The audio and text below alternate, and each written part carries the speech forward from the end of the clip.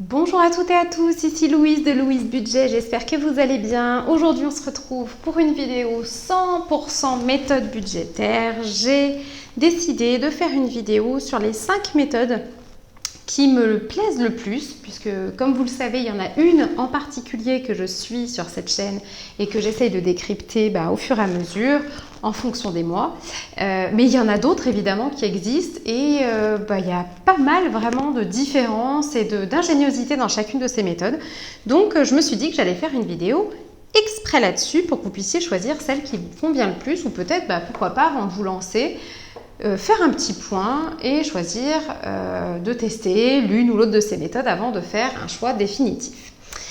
Eh bien, je vous propose qu'on commence sans plus attendre avec la première méthode. C'est une méthode d'ailleurs pour laquelle on m'a posé pas mal de questions. Ce n'est pas une méthode que je connaissais très bien. Et je vous expliquerai pourquoi c'est une méthode que je n'ai pas vraiment pu tester pour le moment. Néanmoins, je trouve que c'est intéressant, notamment quand on a atteint un certain niveau d'aisance avec son budget. Alors, cette première méthode, c'est la méthode du 50-30-20. C'est une méthode qui est assez réputée puisqu'elle permet vraiment de délimiter certaines catégories de façon automatique et c'est quand même bien pratique puisque ça vous donne des grandes règles. Voilà, des grandes règles, il n'y a pas besoin de les remettre en question en permanence comme avec d'autres méthodes budgétaires. La méthode des 50-30-20, voilà en quoi elle va vous aider à bien gérer votre budget. Eh bien, 50-30-20, ça représente le pourcentage de vos revenus qui va être alloué à certaines catégories. Je dessine mon petit tableau. Tac. Vous allez regarder dans son ensemble, pour tout votre foyer, les revenus qui tombent. Que ce soit des revenus qui sont des salaires, des aides, des primes, peu importe, des allocations. Vous additionnez tous ces montants et vous allez mettre en place des ratios. 50% de tous vos revenus, tous les revenus du foyer vont être alloués à vos besoins. Qu'est-ce qu'on appelle les besoins dans cette méthode du 50-30-20? Eh bien, dedans, il y aura votre loyer, votre crédit immobilier ou autre crédit, donc vos dettes, votre paiement pour votre voiture, par exemple. Que ce soit d'ailleurs on est vraiment sur les besoins, hein, donc ça peut être le crédit de la voiture plus le carburant que vous allez mettre dans votre voiture, évidemment. Les courses alimentaires, la cantine de vos enfants, bref, tout ce que vous devez, vraiment vos besoins, tout ce qui fait que votre maison roule, on va dire, selon ses propres règles. Hein. Chaque maison a des dépenses qui vont différer. Mais en tout cas, il faut que vos besoins rentrent dans les 50%.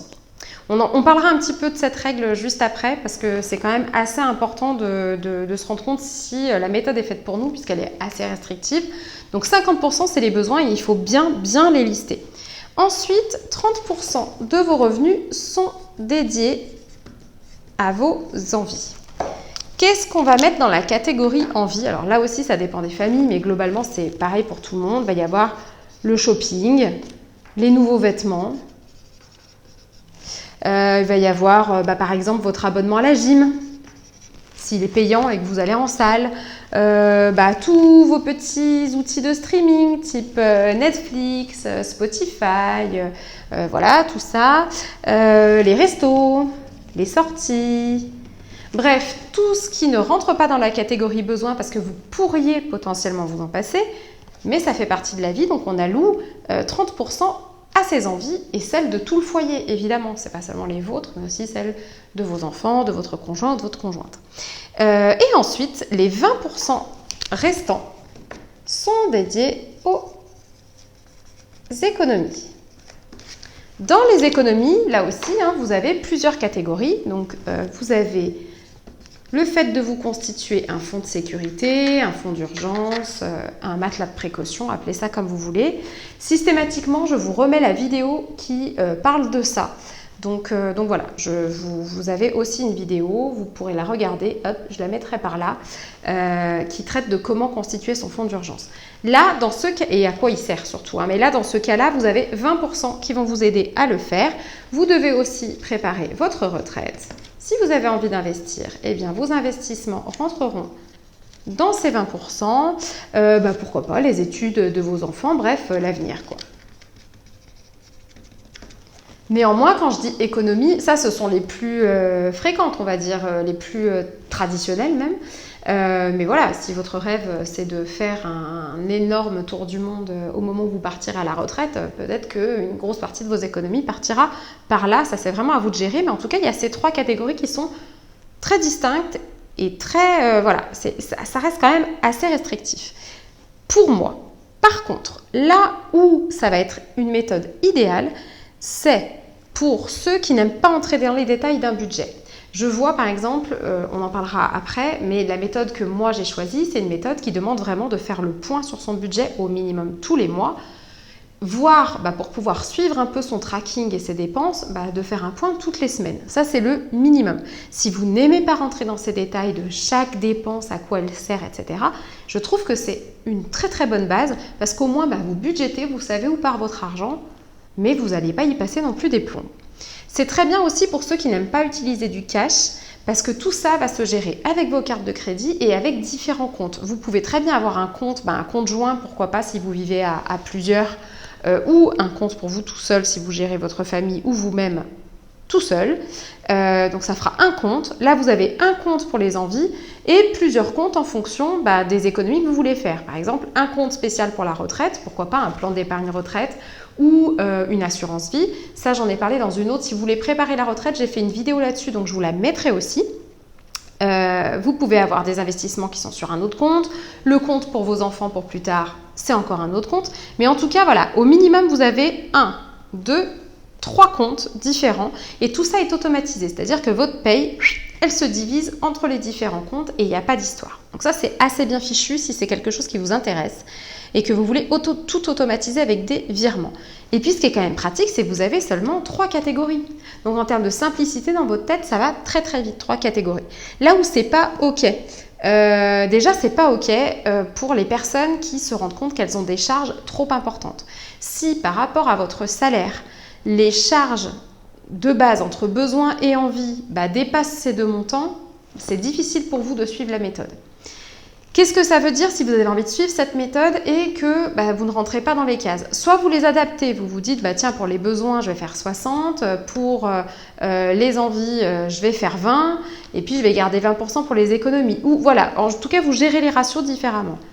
Vous pouvez aussi très bien en profiter pour vous dire, mais en fait, je veux faire cette méthode, je la trouve très cool et elle me correspond à 100%. Par contre, je ne gagne pas assez, donc mon objectif, c'est de compléter mes revenus. Par exemple, pour pouvoir gérer ces 20% d'économie. C'est-à-dire que mon salaire et celui de mon conjoint, par exemple, ne fait que 50 et 30%. Et ça y est, tout est dépensé. On veut vraiment faire ces 20% d'économie. Il faut qu'on trouve cet argent. Voilà, ça peut être aussi une autre façon de voir les choses, mais ce n'est pas possible pour tout le monde, très clairement. Voilà pour la première méthode qu'on a vue ensemble, donc la méthode du 50-30-20. Je vais vous proposer en deuxième une autre méthode qui est, elle aussi, inspirée des pourcentages et des ratios. Cette méthode, elle s'appelle la méthode des 60%. Ou la méthode des 60. Voilà. Alors, en quoi est-ce que ça va différer de la méthode du 50-30-20 ? Finalement, ça va différer pas mal, en termes notamment de catégories. Mais globalement, je trouve que c'est une méthode qui ressemble dans l'aspect et dans les avantages. Donc, j'éviterai de trop me répéter. En tout cas, je vais faire de mon mieux. Comment ça se passe si vous voulez adopter la méthode des 60 ou des 60%? Eh bien, la première chose, là aussi, c'est de toujours calculer l'intégralité de vos revenus, que ça contienne vos salaires, allocations, etc. On est toujours sur la même base que la méthode des 50-30-20. Par contre, les 60%, ils représentent toutes vos charges mensuelles. On n'est plus du tout sur la notion qu'on avait tout à l'heure qui divisait les besoins et les envies. Là, tout ce qui est prélevé sur votre compte, en charges et en dépenses, tout ce qui est obligatoire dans votre foyer, ça passe de votre crédit immobilier, qui est quelque chose d'extrêmement important, puisque sans ça, vous n'avez pas de toit, à votre compte Netflix, qui là, pour le coup, pourrait très bien être coupé, ça ne changera peut-être pas complètement la phase de votre budget. Tout ça, ça compte dans les 60%. Il faut réussir à faire rentrer toutes ces charges dans cette case des 60%. Alors, évidemment, ce n'est pas dit que du premier coup, vous y arriviez. C'est un objectif à atteindre.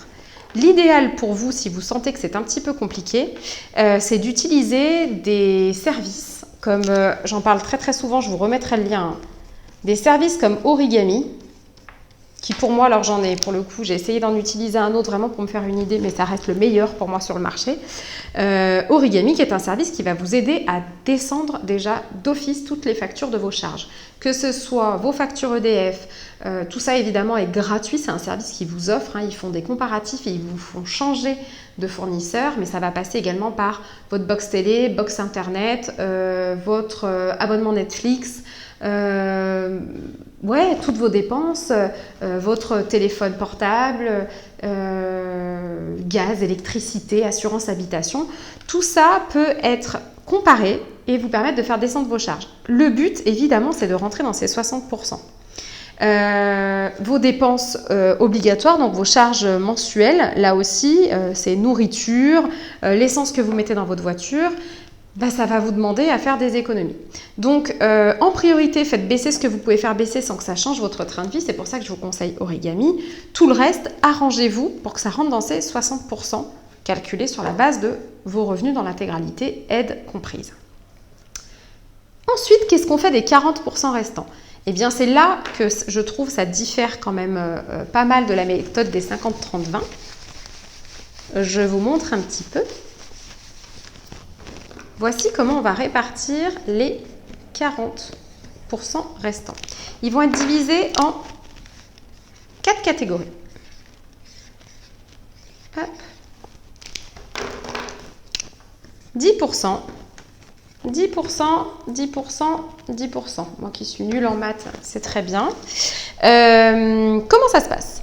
10% vont être consacrés à votre retraite.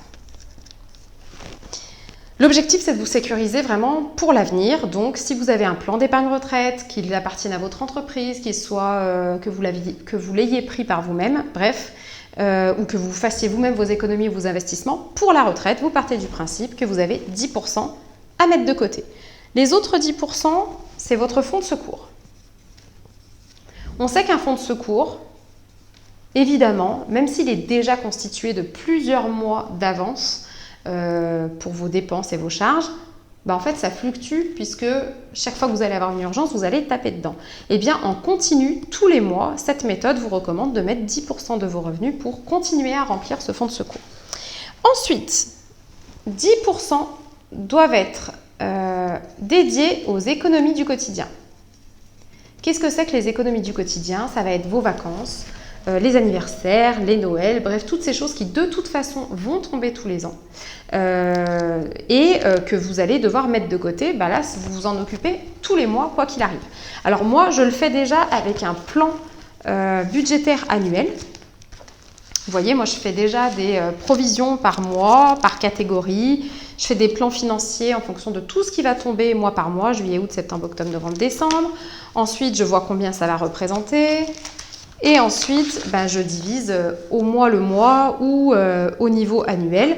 Et c'est vrai que moi, ça représente en général dans les 200 € par mois. Donc, c'est pour le coup, pour ma part, c'est plus que 10%, très clairement. Mais je pourrais faire baisser. C'est-à-dire que moi, j'ai choisi de me faire des week-ends. J'ai choisi de me faire plaisir sur certains travaux.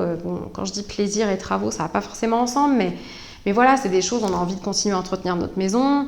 Je pourrais mettre moins pour Noël et pour les anniversaires. Bref, on fait comme on veut, mais 10% c'est le minimum selon cette méthode. Attention, quand je dis ça, ne vous dites pas « Oh mon Dieu, mais j'y suis pas du tout ». Non, selon la méthode. Après, on adapte comme on veut, comme on peut. Et les 10% restants, ce sont, c'est votre enveloppe de fun. Qu'est-ce que vous allez mettre dans votre enveloppe de fun? Eh bien, manger à l'extérieur, faire du shopping, vous prévoir un petit week-end comme ça qui était complètement improvisé. Tout ça, c'est du fun.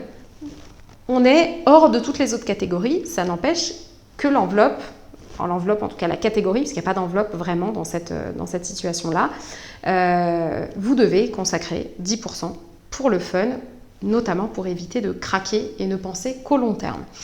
Alors là aussi, cette méthode des 60%, elle est très bien pour les gens qui veulent automatiser, puisque vous avez 60% de votre salaire qui vont rester sur votre compte actuel, pour que tous les prélèvements passent de façon normale. Vous allez également garder vos habitudes avec la CB si c'est ce que vous désirez pour pouvoir payer vos courses et tous vos besoins essentiels. Et ensuite, vous allez, pourquoi pas, là aussi, avoir 4 comptes. Un compte pour la retraite, 10%, un compte pour le fonds de secours, 10%, un compte pour votre prévisionnel et les économies du quotidien, donc même les petites réparations, etc. si besoin, et un autre compte, ou pourquoi pas du cash, là c'est comme vous voulez, pour le fun. Mais en tout cas, là aussi, pas besoin de traquer chaque dépense de façon vraiment pointilleuse au centime près, c'est pas le but de la méthode. Le but c'est 10% et vous savez où vous en êtes, puisque tout est divisé au début du mois. Voilà. Quoi d'autre? Oui, si vous n'avez pas de temps aussi pour faire votre budget, ça peut être une bonne méthode. Vous pouvez l'adapter, vous pouvez faire pourquoi pas un 70-30. L'idéal, c'est vraiment d'essayer de faire rentrer ces 60%, là, comme je vous disais, avec des outils qui sont conçus pour faire baisser vos charges. Et puis évidemment, se restreindre un petit peu sur certaines catégories qui prenaient plus de place jusque-là. Oui, voilà, c'est aussi très bien. Ah oui, voilà, c'est aussi très bien, je trouve, pour les personnes qui ont vraiment besoin de savoir où vont partir leurs économies et qui ont besoin d'avoir un plan stratégique pour leurs économies. C'est-à-dire que quand vous avez 30% qui partent en économie, si vous n'avez pas vraiment de méthode, vous pouvez vous dire, voilà, c'est pour mon fonds d'urgence, puis une fois que je l'aurai atteint, je vais économiser pour la retraite. Non, là, vous avez vraiment l'impression de faire bosser vos économies de façon très stratégique, je trouve. Enfin, c'est ce qui m'a plu en tout cas dans cette méthode, et je me rends compte que c'est peut-être ce qui me manque actuellement, c'est-à-dire vraiment faire des catégories pour mes économies. Voilà pour cette deuxième méthode budgétaire que je trouve très intéressante aussi. Je pense qu'elle me conviendrait mieux que la méthode des 50-30-20, notamment à cause de ces économies-là, mais je ne suis pas vraiment sûre que l'intégralité de mes factures passe dans les 60%. Je sais qu'à Ecorigami, j'ai vraiment fait énormément d'économies, on n'est pas loin des 500 € d'économies par an grâce à eux, donc il y a de grandes chances que ça passe, mais par exemple, comme je vous le montrais, mon prévisionnel à l'année, moi, il ne rentre pas dans 10%, c'est sûr et certain. Ensuite, la troisième méthode que je vais vous présenter, mais que je vous présente tout le temps, puisque c'est la méthode que j'ai adoptée, c'est la méthode qu'on appelle BBZ ou budget base 0. Alors, en quoi consiste la méthode budget base 0 ? Donc c'est celle que j'utilise. Je vais vous remettre la vidéo de comment je crée mon budget base 0 chaque mois. D'ailleurs, pour ceux qui me suivent depuis un petit moment, en partant en vacances, avec tous les dégâts que j'ai eu pendant les vacances d'été, début juillet, je n'ai pas refait de vidéo sur mon budget, mais début août, donc dans une semaine, c'est reparti mon kiki. Plus que jamais, je me remets dans mon budget base 0 de façon structurée et je filme. La parenthèse est fermée. En fait, le budget base 0, le but, c'est que chaque euro compte et que chaque euro de vos revenus soit savamment réparti à chaque début de mois. On fait ça, le budget base 0, c'est chaque début de mois, on remet en place un budget qui peut évoluer, ce qui n'est pas le cas de votre méthode des 60% par exemple ou des 50-30-20, puisque tout est automatisé au bout d'un moment. Là, le budget base 0, on peut remettre en question son budget tous les mois. Et je vous dirai en quoi c'est un avantage à mon sens. L'objectif aussi du budget base 0, c'est de vraiment tracer l'intégralité de ses dépenses. Je vais vous montrer comment je monte le mien, mais très très rapidement. En gros, on va budgéter toutes les catégories de dépenses, vraiment toutes les catégories, jusqu'à atteindre 0. On part de son revenu, supposons que vous avez 1000 €, et bien vous partez de 1000 €, et tout est une affaire de soustraction dans le budget par catégorie. Alors, à quoi ça ressemble concrètement? D'ailleurs, vous avez, voilà, je vous donne l'exemple de mon budget de janvier 2022. Ces fiches-là que je vous montre, ce sont des fiches de budget base 0. Elles sont totalement gratuites, je les mets à disposition. Vous avez un lien en dessous de la vidéo. Donc si vous voulez les télécharger, vous laissez votre adresse mail et avec grand plaisir, vous les recevrez gratuitement. Donc c'est un budget mensuel base 0. Ça signifie qu'il y a mon salaire qui est ici.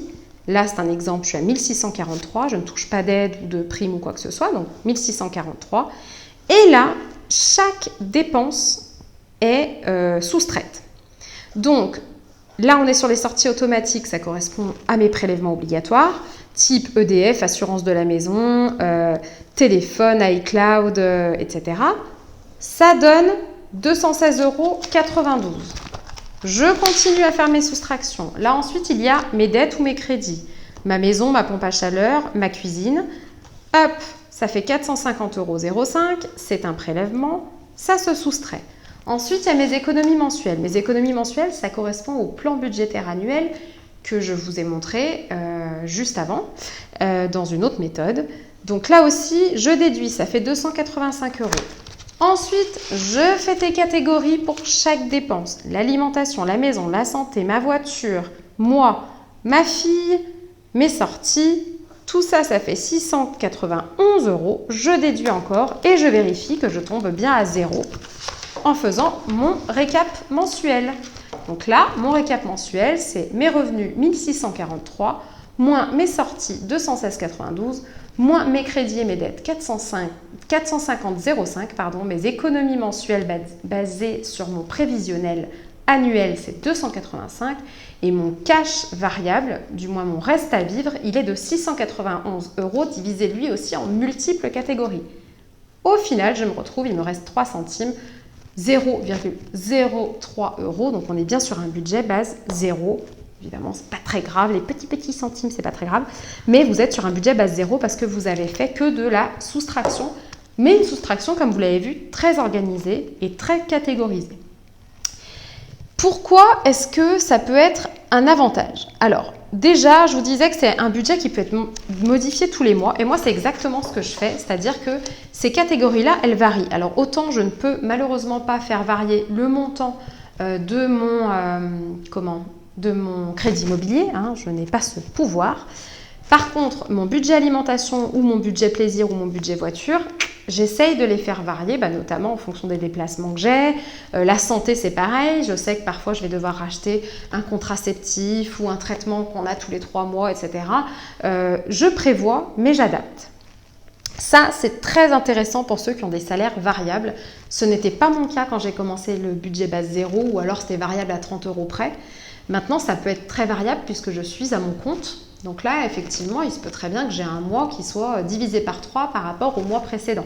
Et ça, du coup, ça me permet vraiment de m'adapter à ma réalité du moment.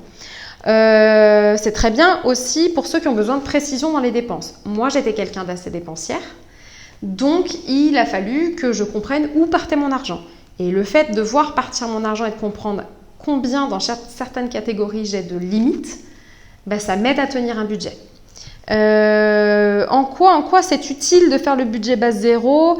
Y a aussi ceux qui veulent devenir plus stratégiques avec leur argent, c'est-à-dire ceux qui étaient un peu en roue libre jusqu'à présent, c'est ce dont je parlais juste avant, mais qui ont vraiment envie de se réorganiser, de se structurer, mais aussi de faire des plans. Donc là, moi, en économie mensuelle, pour le moment, je ne suis que sur mes provisions annuelles parce que j'ai un fonds d'urgence qui est constitué.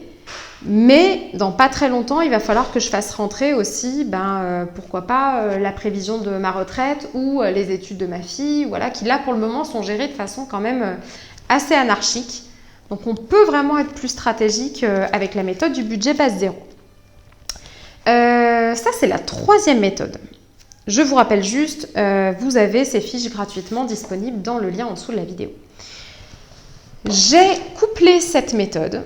Alors, c'est pas moi qui l'ai inventée, il n'y a aucune méthode que je vous montre que j'ai inventée. Moi, je suis les méthodes, en tout cas, je teste certaines méthodes. Si elles me plaisent, go, j'y vais. Moi, ça fait bientôt 1 an, donc au mois de septembre, ça fera 1 an que j'ai couplé cette méthode du budget base 0 avec la méthode des enveloppes cash. Alors, la méthode des enveloppes cash, elle se résume à dire que tout votre reste à vivre, ce qu'on appelle votre reste à vivre, c'est le montant de vos revenus et salaires moins toutes vos dépenses obligatoires égale votre reste à vivre. Eh bien, votre reste à vivre, vous allez le retirer en liquide et le diviser dans des enveloppes physiques. Ces enveloppes physiques, vous allez les remplir là aussi en fonction de ce que vous avez mis en place dans votre budget base 0 si vous les couplez, ou en fonction de ce que vous avez l'habitude de dépenser, vous allez les remplir de certains montants qui varient selon les enveloppes. Les règles, c'est que chaque enveloppe égale une catégorie et un montant défini à l'avance qui doit être respecté normalement. C'est-à-dire que quand une enveloppe, par exemple votre enveloppe shopping, elle est finie, il n'y a plus d'euros dedans, vous ne pouvez plus dépenser, vous ne devriez normalement pas piocher dans d'autres enveloppes pour pouvoir compléter un budget, un budget qui est terminé. Qu'est-ce qui change aussi avec la méthode des enveloppes? Alors, hop, je cache un petit peu ça puisqu'on en est quand même à la 4e. La méthode, donc comme je vous disais, des enveloppes cash. Je ne sais pas si vous entendez, il y a mon chat qui mange ses croquettes à côté. Des fois, je me dis que le son doit être rigolo quand même. La méthode des enveloppes cash, je vous disais qu'il y a le reste à vivre, qui est vraiment calculé en cash, mais pas que. Vous pouvez aussi mettre en place des défis et des économies avec votre cash. Moi, par exemple, j'ai le défi des pièces et le défi des 5 €. C'est-à-dire qu'à la fin du mois, quand il me reste des pièces, je les mets de côté dans un petit, vous voyez, j'ai un petit tracker comme ça. D'ailleurs, il faut que je m'y remette là, à le re-remplir. J'ai un petit tracker et régulièrement, je compte combien ça fait et je vois mon petit pot se remplir puisque c'est un vrai pot en fait dans lequel je mets de vraies pièces. Ensuite, le défi des 5 €, chaque fois qu'on me rend la monnaie avec un billet de 5 €, je le prends, je le mets directement de côté. Il ne compte plus dans mon budget, c'est une économie. L'objectif ensuite, c'est de les dépenser comme je veux. C'est-à-dire, il y a beaucoup de gens, par exemple, qui l'utilisent pour dépenser en vacances, se faire des plaisirs comme acheter des petites glaces ou faire des sorties, aller au karting, à la plage, j'en sais rien. Bref, dépenser de façon fun. D'autres économisent cet argent, le mettent sur leur compte, voilà. Ils vont ensuite à la banque et ils déposent leur liquide. Reste à vivre, défi, économie, tout se fait en cash. Le retrait du cash, il peut se faire une fois par semaine, si vous n'aimez pas avoir trop de cash. Pour certains, c'est une fois tous les 15 jours. Parce que, par exemple, vous avez plusieurs rentrées d'argent, mais à des dates complètement différentes. Exemple, votre salaire au début du mois, mais les allocations, je dis vraiment au hasard, mais vos allocations le 15, eh bien, vous retirez tous les 15 jours pour éviter de vider trop vite votre compte alors que vous n'avez pas reçu la totalité de vos salaires. Pour ma part, je touche mon salaire ou maintenant mes revenus d'indépendante une fois par mois. C'est comme ça que j'ai décidé de m'organiser. Donc, je retire mon argent au moment où je me verse ma paye. Tout simplement. Vous avez votre cash et vous le répartissez ensuite dans vos différentes catégories qui sont des enveloppes. Donc, on est vraiment sur quelque chose de concret. Vous manipulez systématiquement du papier, du cash, des trackers, etc. Pour chaque catégorie, donc chaque enveloppe, vous avez des petits trackers sur lesquels, idéalement, une fois par semaine, vous faites le point sur vos dépenses et vous notez. Vous pouvez le faire au fur et à mesure aussi de vos dépenses, mais sinon, une fois par semaine, c'est très bien. Prenez vos tickets de caisse et vous notez vos dépenses pour voir où vous en êtes concrètement sur le montant que vous vous êtes alloué. Moi, c'est une méthode que j'aime beaucoup, les enveloppes cash. Notamment parce que j'ai besoin de discipline. Je vous en ai parlé tout à l'heure. Moi, j'étais vraiment en roue libre avant sur le budget. Sans cette méthode, je pense que j'aurais pas réussi à me reprendre en main. Aujourd'hui, c'est quand même bon à savoir, grâce à cette méthode des enveloppes cash, couplée à la méthode précédente qui est le budget base 0, je n'ai plus besoin de découvert autorisé. C'est-à-dire que je l'ai carrément fait supprimer. J'ai un compte gratuit chez Boursorama, ça me coûte 0 € par mois. J'ai une carte gratuite et je n'utilise pas mon découvert autorisé puisque j'en ai même pas demandé en fait, donc j'en paye même pas. Donc ça, mais ça c'est un truc de fou pour moi. J'étais à découvert tous les mois depuis des années et j'allais au-delà de mon découvert autorisé, donc je payais des agios. Voilà, donc ça c'est quand même important de le dire. Quand on a besoin de discipline, à partir du moment où on se retrouve à devoir systématiquement tout traquer, c'est-à-dire tout noter, chaque dépense, à un moment donné, autant ça peut être très ludique, puisque comme vous le voyez, il y a des challenges des pièces, il y a des défis de 5 euros, il y a plein de défis qui existent. Donc oui, il y a quelque chose qui est de l'ordre du jeu, par contre ça prend du temps. Donc moi, ça m'aide aussi à me dire, si j'ai pas envie de passer 1 heure sur mon budget cette semaine, il va quand même falloir que je sois organisée et stratégique, et donc que j'arrête de dépenser 1 euro par-ci, 2 euros par-là, puisque je suis censée tout noter. Donc la discipline, si vous avez besoin de discipline, c'est une super méthode. Si vous avez besoin, comme moi, de manipuler l'argent pour le gérer et de laisser votre carte bleue de côté à la maison, c'est une super méthode aussi. Moi, la carte bleue, c'est un très gros problème pour moi. Dès que j'ai une carte bleue dans les mains, ça me brûle les doigts. Je ne sais même pas comment je dépense mon argent, mais je le dépense, ça c'est sûr. Donc voilà, si vous avez le même problème, c'est vraiment une super méthode. Et si vous avez besoin de satisfaction, et comme je disais, du côté amusant des défis, voilà, il y a plein de gens qui en fait trouvent que faire leur budget, c'est mon cas, hein, est amusant depuis qu'ils sont passés en enveloppe cash. Donc voilà, bah, pourquoi pas. Rappelez-vous qu'en tout cas, si vous n'avez pas envie de faire le budget base zéro, les enveloppes cash, ça se base surtout sur vos économies et votre reste à vivre. Peu importe comment vous calculez votre reste à vivre, c'est là-dessus que vous allez pouvoir jouer. Là où cette méthode pourrait ne pas du tout vous convenir, c'est si notamment vous détestez utiliser du cash. Il y a des gens qui ne jurent que par la carte bleue. Dans certains pays, je sais qu'en plus la carte bleue, c'est une sorte de carte de crédit sur laquelle vous avez des points qui vous sont crédités en fonction de vos dépenses. Du coup, ça va être compliqué de le faire si vous êtes en enveloppe cash, puisque vous retirez votre argent et ensuite vous n'utilisez plus la CB. Donc vous allez manquer de points, en fait, vous n'aurez pas de récompense sur vos achats en carte bleue. Attention, si vous avez peur aussi de... si vous, par exemple, vous êtes quelqu'un qui perdait beaucoup de choses, attention, parce que oui, le cash, ça se perd et c'est plus dangereux que de perdre une carte probablement, puisqu'on ne peut pas faire opposition. Si vous avez, j'ai plein d'abonnés qui me disent que leur frein principal, c'est aussi la peur de se faire voler. Donc là, si vous avez peur de vous faire voler le cash que vous avez dans votre sac, donc déjà, sachez que moi, par exemple, je ne me balade jamais avec l'intégralité de mon cash. Ça ne m'est jamais arrivé. Quand je sors, je réfléchis, c'est aussi ça l'avantage, je réfléchis à ce que je vais prendre comme cash. Et je ne prends que ce que j'ai besoin, que ce que j'ai estimé, budgété, plus un tout petit peu de surplus au cas où il y a un problème. Mais je ne me balade jamais avec l'intégralité de mon cash, donc même si on me volait de l'argent, évidemment, je serais dégoûtée. Mais ce ne serait pas un drame pour mon budget. Ensuite, si vous avez peur d'avoir trop de cash sur vous, vous pouvez aussi décider de retirer l'argent semaine après semaine pour éviter d'avoir trop de cash qui se balade chez vous, dans vos placards ou dans votre portefeuille. Voilà ce que je peux vous dire sur la méthode des enveloppes en cash. Voilà, je prêche pas forcément pour ma paroisse, mais moi, ça a fonctionné pour moi. Donc voilà, tout ce que je vous montre peut quand même être assez couplé au final. Vous pouvez très bien dire, tiens, j'ai envie de faire du cash et de faire quand même la méthode des 50-30-20. Pourquoi pas en fait, il y aurait juste une partie que vous retirez en cash. C'est tout à fait envisageable. Par exemple, votre catégorie envie. Pourquoi pas. Pareil pour la méthode des 60%, vous pourriez tout à fait vous dire, moi j'ai envie d'essayer quand même les enveloppes cash, donc je vais faire ça sur les 10% de fun que m'autorise la méthode. Je vais vous présenter ensuite la toute dernière méthode que j'ai repérée pour vous, qui s'appelle la méthode japonaise, ou la méthode qu'on appelle aussi du kakebo. Je ne sais pas, je pense que je l'écris comme il faut. J'ai vu plusieurs orthographes. Je pense que ça dépend des traductions. Alors, en quoi consiste la méthode japonaise ou la méthode du kakebo? Alors déjà, cette méthode-là, elle requiert un outil indispensable, un seul outil indispensable.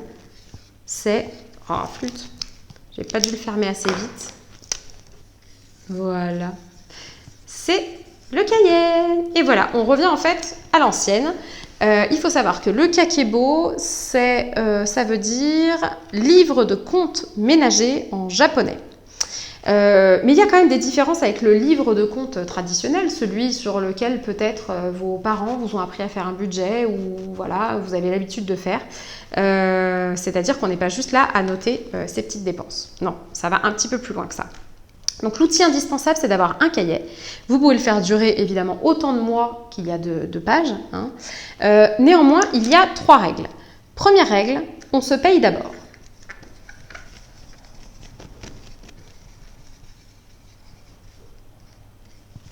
Dans ce budget-là, on met vraiment l'accent sur les économies. En fait, les Japonais utilisent cette méthode principalement pour faire des économies.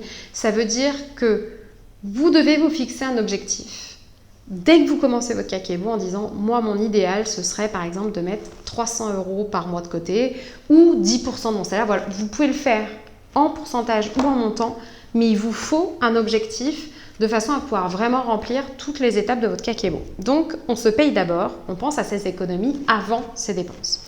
Ensuite, on écrit noir sur blanc ses buts et ses objectifs. C'est en ça aussi que va différer le kakebo d'un livre de compte traditionnel où on note juste des chiffres, parce qu'il y a quelque chose d'assez inspirationnel dans le kakebo. Ça ressemble vachement à la loi de l'attraction, vous savez, c'est-à-dire quand on énonce les désirs qu'on a, on part du principe qu'on a plus de chances de les réaliser. C'est pareil avec le kakebo. Les Japonais estiment que quand vous notez vos buts financiers, vos objectifs chiffrés et les choses que vous voudriez réaliser avec votre argent, ça a beaucoup plus de chances de s'ancrer dans votre cerveau, de vous donner la motivation nécessaire pour aller au bout et de remplir tout simplement ces objectifs, de les voir se réaliser. Donc ce cahier, il est là aussi pour noter des pensées, des buts et des objectifs. Et surtout, c'est un cahier dans lequel on fait des analyses régulières. C'est-à-dire que chaque mois, une fois que le mois est terminé, on réfléchit à ce qui s'est passé, on reprend point après point ses buts et ses objectifs, on analyse si on y est arrivé, on analyse ce qui s'est passé de bien, ce qui ne s'est pas passé de bien et on adapte ça pour le mois d'après. Donc il y a quand même un petit côté flexible qui est intéressant, qui ressemble vachement à la méthode budget base 0, dans le sens où rien n'est figé, vous pouvez vous reprendre en main ou changer vos objectifs au fur et à mesure des mois qui passent. À quoi ça va ressembler concrètement? Hop. Oui, parce que si là vous avez un cahier devant vous, vous pouvez commencer le kakebo dès aujourd'hui. Donc, je vais quand même vous montrer un petit peu à quoi ça ressemble. J'ai évidemment repris le feutre que je n'arrive pas à faire marcher. Hop, on va le mettre loin, ça ira mieux. Donc, supposons que ça, ce soit votre cahier. Page de gauche, page de droite. Eh bien, vous allez... alors, attendez, que je ne me trompe pas, parce que je veux vraiment être sûre que ce soit clair pour vous. Vous allez noter, normalement, voilà, c'est comme ça. Sur la page de gauche, vous allez noter tous vos revenus. Là aussi, je me répète, mais pour ceux qui prennent la vidéo en cours de route, ça va se passer sur vos salaires, vos primes, vos aides, allocations, etc. Donc là, vous allez noter les dates, les montants et la nature de chacun de vos revenus. On est sur la page de gauche. Donc là, évidemment, vous faites votre petit total. Ensuite, vous allez noter vos dépenses fixes.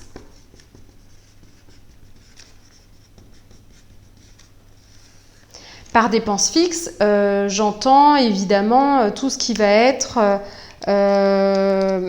comment dire, vous savez, les mêmes catégories que dans le budget base 0, par exemple votre loyer, l'assurance de votre voiture, EDF, etc., etc. Donc hop, vous notez là aussi vos dépenses fixes et vous faites votre total. Une fois que vous avez fait vos dépenses fixes, alors là, normalement, il faut le faire sur la page de droite, mais bon, vous faites comme vous voulez. Vous avez là, normalement, défini à l'avance le montant des économies que vous voulez mettre de côté. Eh bien, c'est l'endroit où vous allez le noter. Et vous le mettez de côté immédiatement. C'est-à-dire qu'une fois que vous avez calculé sur la page de gauche, vous avez votre montant d'économie, il part sur un autre compte.